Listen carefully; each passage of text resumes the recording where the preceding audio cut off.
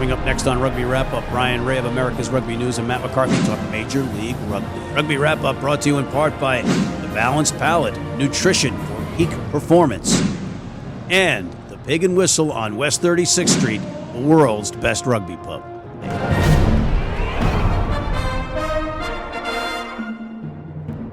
Hey everybody, and welcome back to Rugby Wrap-Up. Matt McCarthy at the Fantasy Sports Network, Studio 34 in Midtown Manhattan, New York City, talking rugby, and we have some Major League Rugby talk for you again. And why not have Mr. Canada, Mr. Halifax, Bryan Ray of America's Rugby News on the horn with us. My friend, are you up there in the Great White North? Can you hear us? I can hear you loud and clear, Mr. McCarthy. Great to be back after a week off to recover and a few days spent in Toronto there. Got some new merchandise right here, too. Oh, yeah. We got a little swag on the set, new swag. We got some stuff from the New England Free Jacks, so we're sporting that. We'll get something from Old Glory. And every other team out there, the stuff that's on the set is stuff that's been given to us, so fire away. But in the meantime, are you tan? Am I tan? Yeah.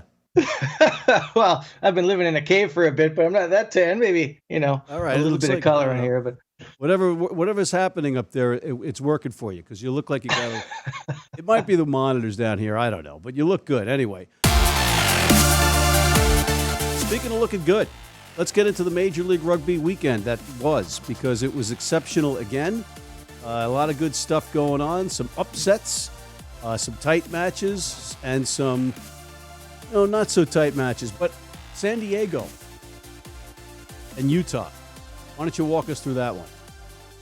Yeah, that was an exciting game at Zions Bank Stadium. I think most people predicted San Diego were going to win that. Certainly the favorites, the league leaders going in, and they never really looked like losing, but, credit to the Warriors. They stuck in it right at the end. John Cullen got that nice run through for the score and just put up that little hint of doubt, but then Mike Teo saves the day, the intercept try just to end the game there. Again, San Diego probably were never going to lose that, but it was a little bit more competitive maybe than maybe some people thought, but note San Diego missing a few guys, Joe Peterson, obviously, Ryan Matthias, Dylan Audsley out for the season. So, good game, entertaining. Fans got what they came to see. So, fun game. A key loss of Dylan Audsley, perhaps, for San Diego, Bryan. Yeah, he blew out his knee. Just had surgery on that, so that is a loss for them. But again, they showed their depth. They had Connor Kearns. He played midfield last week. He played midfield again beside JP Duplessis. I'm not sure what the status on Ryan Matthias is yet, but they've got some guys in there. Even Nick Lupien on the bench has stepped in and done well when he's been called on. So, I wouldn't be super concerned. Hey, they got Will Holder in there. They just added him as well. Dino Waldron was a late signing. Of course, he's not a center, but he came in, filled two positions in the front row. So, I wouldn't be too concerned. He's a loss, but they've got great depth in that back line, so they'll be all right. Yeah, Connor Kearns, of course, the Irish captain of Oxford when he was over there. So he's no stranger to tough competition in rugby. Then you had, what was it, the big upset of the weekend, I would say. The tipping of the apple cart, in a sense. The Houston SaberCats showing some fangs, showing some teeth, and going into NOLA, no less, and getting that win. Yeah, who saw this one coming? Certainly the upset of the weekend, if not the upset of the season. I think it probably was the upset of the season. NOLA coming in just a point behind San Diego. I think the experts panel was unanimous in picking NOLA for that one. How are they going to lose at home? Well, we saw that they did. You have to say, incredible job done by Houston under the interim leadership of Paul Emmerich. The defense in particular in that second half was excellent. And you have to say, the tries that they scored 3 tries on NOLA. All of them were just a little bit soft, I thought. Windsor's first, the defense just not marking him at all. Arata just sneaking in on the post, no defense covering there. And then the third try, Alejandro Nieto, the Uruguayan, just going straight through the midfield.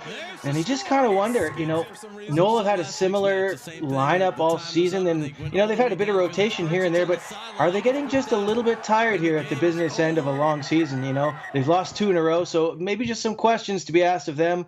I think they got to lift themselves up for these last couple couple games and the playoffs. But hey, great job and kudos to Houston. Really nice to see them get the win. Bryan, this is all about me tooting my own horn, as you've guessed repeatedly here on the show. But I did say that I thought Houston, out of the bottom teams, would be the one to be able to knock somebody off or maybe play spoiler. And I said that to James English and Adrian Balfour. Check that episode out. But Houston definitely has a little vibe going on there. We have Paul Emmerich on the show with us this week as well. But again, after that game against New York, I saw the guys, the looks in their eyes. They had game in their eyes. They weren't hanging their heads. And they've got some players on that roster, so they might surprise some people going forward. But moving ahead, the Glendale Raptors scored 36 points at their fortress and lost. They surrendered 53 points. Who saw that coming? He won't be denied. Yeah, I certainly didn't. I thought this was going to be pretty razor thin. I picked Seattle almost on a coin toss decision, although looking at the lineups afterwards, I was pretty pleased that I did. This is the first time that Glendale have ever lost at Infinity Park, so that was a big call going in. Seattle just too powerful. Hey, it was neck and neck at halftime. It's the second half. We saw the strength of the Seattle bench. They picked up, Samu Manoa, Jeff Hasler, and Jake Ilnicki all coming off the bench. I mean, these guys are easy starting quality in this league. So to have that kind of and Phil Mack, I mean, he came off the bench. We kind of forgot that he did, but he was in just a couple minutes in. Ben Sema got trampled by John Ryberg. No shame there. He does that to everybody. But Phil Mack comes in, steers the ship. JP Smith goes to 10. They don't miss a beat. Really good performance in that second half from Seattle. They are a dangerous team moving into these semifinals. You brought up Ryberg. He is instantly one of my favorite players in the league. He is so much fun to watch, specifically when he's bearing down on a would-be tackler that's on the wing, and they're just like, it's like tackling a speeding piano, right? And he's just fun to watch. But Brock Stoller and Matt Turner hooking up on that long end-to-end try, give and go, and all these guys, lots of offense. The high altitude didn't bother them. It was high octane in the high altitude.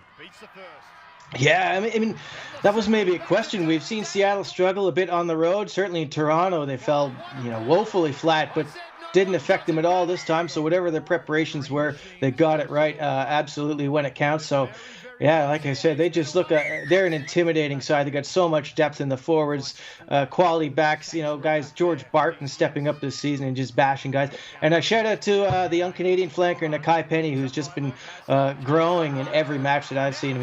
He was impressive as well, putting in loads of tackles. Really good team. I'm impressed with the Seattle team. They look like the champion side we saw last year. Is Penny's success this year due directly to his hair color? It could be. It has a few of those glazed hairstyles this year. Of course, we saw Matt Turner with that last year. So maybe that's it. Maybe that's the secret of his success. I think Turner had it this year, and that's why he shaved the head after his penance or his kangaroo court term sentence was over. Whatever infraction, because that's what they were doing up there. Richie Walker, of course, had his nails painted, but that was a different story. Anyway, then we had the other match, the one here in Coney Island in Brooklyn. How you doing? It was the Lone Star State versus the Empire State. Austin coming into town versus Rooney, the Roosters, and New York took care of business. It was a sloppy match. There were some players rested on the part of New York, but then there were also some injuries across the board because they're getting banged up. And Austin was, I got to say, completely in disarray. They changed the starting lineup or the match day lineup minutes before. We didn't get the info in the booth. I get it. You're struggling, you're scrapping, you're trying to do whatever you can. But then we had one of our favorites again, Andrew Suniula, the team manager, coming in at fly half wearing number 12. Yeah, it's kind of hard to win a game when you got a fullback playing scrum half, and you had Aguirre as center, kind of switching between fly half and center, and you had a guy who was supposed to be wearing a clipboard scoring the only try in the game. You're not going to win a professional rugby game with that kind of setup. So, not much to say for Austin. You were there doing the play-by-play. You know exactly what went on. I will say for New York, the match was a little bit of a snoozer at times. I thought they drifted out for about a good 40 minutes where they just didn't look sharp. And again, we're saying New York had done just enough. I think they need to get out of this just enough mode, and I don't think that's going to be enough heading into these last few games. So they need to find another gear pretty quick because they got, I think, a decisive match coming up with Toronto in a couple weeks. Yeah, it doesn't get easier for New York, but the thing about that for them is the health. Who's going to be healthy, who's not going to be healthy. It looks like they're getting a bunch of their key players, their key components back next week. We're looking on that, and they're facing NOLA at home. So that should be an entirely different match. NOLA coming off the loss, New York getting their bodies back. This could be a track meet and something to watch for everybody out there as well. But, Bryan, we have history here being made in Major League Rugby. We have 2 tries scored by 2 of the oldest players in the league. Combined, it has to be the oldest combination of players scoring in Mike Petry and Andrew Suniolas. If you had told me before the season that we'd be watching a game at the end of the season with Andrew Suniola and Mike Petry scoring tries, geez, I don't know what I would have said, but I would have done a lot of laughing, I'll tell you. Credit to those guys for staying in the incredible shape that they have been, and they've been no slouches this year. They've been keeping the pace with everybody. So yeah, not much to say there except well done to the old fellas.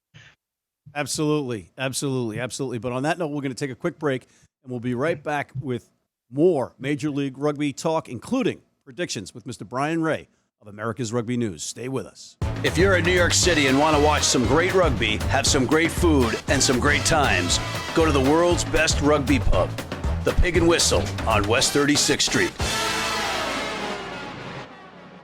Hey, everybody, we're back. Matt McCarthy and Bryan Ray of America's Rugby News talking Major League Rugby. Bryan, of course, you are up in Halifax, and that might change how you think and make predictions, because what's your record right now? What did you follow it with another perfect weekend? I didn't get it right because obviously I didn't pick Houston, but otherwise I did okay. But the Houston one definitely threw me off. I think I threw everyone off, so I don't feel so bad about that one. Yeah, it definitely threw all of us off on that expert panel. None of us saw that coming. But let's talk about what's ahead of us. We have the Texas Derby, or the Texas Tango, with Houston and Austin playing. This is a tough one to call, but after seeing those 2 teams the last 2 weeks in New York, I got SaberCats by 12 points. Yeah, that sounds about right to me. A couple weeks ago, 2-3 weeks ago, I might have said it would be closer, but now after this performance and the way that Houston looks a little bit more collected, going to go with Houston just about the same, 12, 15 points, something like that. And again, we have that interview with Paul Emmerich after his first win in Major League Rugby. So they got a good thing going on there, and it's a good thing for them going into the offseason to have some positivity. Yeah, absolutely. They brought in Darren Morris as a forwards coach as well. I know he's highly rated down there. So, yeah, all good things to say about Houston at the right end of the season. So, definitely some hope. They got that new stadium. We'll see how that holds up. That's where they're going to be this weekend, I believe, even though the grand opening is scheduled for afterwards. Figure that one out. But, yeah, good stuff to say for Houston. Good to see, because they really are, as you said, there's too much talent there for them not to be doing better than they are. Darren Morris, legendary Welsh prop, a great pickup there. Great player, great guy, great pickup. Okay, you got NOLA and Rooney. I'll let you take this one first. I knew you were going to do that. Well, I know where you're going with this one, I think. I'm going to go with NOLA. They've lost 2 in a row. I just can't see a team with that much quality dropping 3. I think this is going to be this is the one I'm probably most interested, which is a little kind of strange considering there's a Toronto match this weekend, but I'm pretty interested to see the result in this one. I think New York can speed up their game a bit, and we'll see what kind of bodies they're bringing to the show. But I'm going to go with NOLA on the road in a squeaker, maybe by 3 points. Yeah, I'm going to go against you on this one. I think New York is going to come back strong this week with their guys healthy.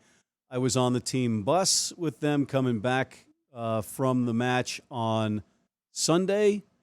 They are really looking forward to this game, and they had a good training on Thursday, despite the fact that it was a little bit flat on Sunday. You were right; it was a game of stops and starts and some unforced errors on both sides, and I think that's going to be in the rearview mirror. I think there's going to be a solid, exciting match coming between New Orleans and Rooney, and I think it's going to be a squeaker. I do, but I think Rooney is going to put it together enough to win this match. Well, yeah. Again, it's hard to argue with that. It's probably a coin toss decision for me. Again, I'm interested to see who they bring back. If Cahal Marsh is fit to go, that's a big help. They didn't start Ben Foden against Austin. Of course, they could go with him as well. See who else they've got. Mark O'Keefe came off early, so we'll see if he's ready to go. Ross Deacon, they're missing him. So lots of guys that can come in. I'm just looking forward to that. It's a big contest right at the end of the season, and Rooney needs this one. They got a lot on the line. Every team needs their wins at this point, specifically if you're trying to get into the playoffs. It kind of sucks that Glendale lost that match, and they're kind of out of this mix in a way.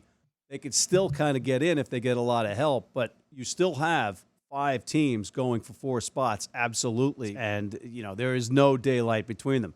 And you did mention Toronto. We have Glendale playing Toronto. Yeah, this is another good match, but as you say, the context has changed a little bit with Glendale's loss. They need some help elsewhere. Even if they win this one, I think realistically they're probably out of it. They can still play spoilers. They'll still want it. They got a lot of pride. You can't have guys like Sean Davies in that side, and the old warhorse Peter Dahl. Guys like that aren't going to just roll over and die. But Toronto's got some momentum. They've won 5 in a row at home. That's a bit of a trip for Glendale. Toronto has always beaten them, I think, at home, any Glendale side. So I'm going to go with these guys right here. And I don't think it's going to be super close. I'm going to say it's probably 10 to 12 points. I just think Toronto's kind of on a roll right now, and they're going to get through. They've got playoffs on their mind, and they've got enough momentum behind them to get this one done. Now, Bryan, I have a theory that's going on here, because some of the teams have been talking about the difficulty of travel into Toronto, and I'm wondering if the Toronto management gave the Border Patrol just a little bit more impetus to make things as difficult as possible for teams coming in. Maybe dropped off a couple boxes of those maple glazed delights, a few extra coffees, a little wink and a nudge. Yeah, maybe. Certainly this, the 8-game road swing to end the season is helping them out a little bit. But, hey, they had a tough start to the season, so it all evens out in the end. All right, interesting. But I kid. But anyway, before we go, one final question for you. Who's your MVP of the league right now? Oh, that's a tough call. I really like Joe Peterson from San Diego. He's been really a classy player for them. Now, they did win without him in the weekend, but I just think for what he's given them all season, running, kicking, just his commanding presence out there, I think he's pretty close. And just where San Diego is, they're at the top of the charts. I think you got to give a lot of credit to Peterson. Not a bad pick, and I'm going to take a lot of heat for my pick, and it's, everybody's going to scream Homer, Homer, Homer, but I don't care. Mike Petry. Where would Rooney be without Mike Petry right now? A guy that's got a full-time job, 2 daughters, retired basically from professional rugby or international rugby after the Rugby World Cup, made a couple of appearances, had a couple of cups of coffee, and then started playing with Rooney last year, kind of reluctantly. Now here he is, front and center, captain of this team. Where would they be without him? Yeah, and not just that he's been there and in the leadership. I mean, the guy's playing 80 minutes at, what is he, 35 years old now? He's been out of rugby for a couple of years. That's pretty impressive. So that's not a bad shout. Mike's been absolutely central to that team this year. I'm still going to lean towards Peterson, but I'd be happy with Mike in the mix, certainly, as a nominee. All right, so we're running out of time. Last match, Seattle, Utah. Yeah, you got to go with the Seawolves, especially after that demolition against Glendale and Seattle at home. You're not going to topple them there. Utah will look to spoil it a bit, but I think this is going to be a pretty convincing win for Seattle and stamp their place into the semifinals. Seattle is in fuego right now, and you're right. They've got all those reinforcements, the new faces. They've also got Villy coming back. I mean, this is an all-star. He was the MVP of the championship last year. He's coming back, and he's got the best hair in the league. Philly T is one of my favorite players. I was crushed to see him injured so early in the season. So I'm very excited to see him back. Interesting to see. Now they've got him and Nakai Penny fighting for that open side slot, as if they don't have enough depth as it is. So, yeah, that's a great pickup for them. Really excited to see him return. What an exciting playoff series we have coming up. Yeah, and I just want to give a salute to Ali Khalifi and Peter Tiberio, who have been out injured. And I know that they're missed by their teammates and they're missed by the fans. So hope you guys get better soon. On that note, I want to thank Mr. Bryan Ray of America's Rugby News for coming in again with some nuggets and some great stuff. Bryan, thank you. Matt McCarthy for Rugby Wrap-Up here at the Fantasy Sports Network, Studio 34 in New York City. Signing off.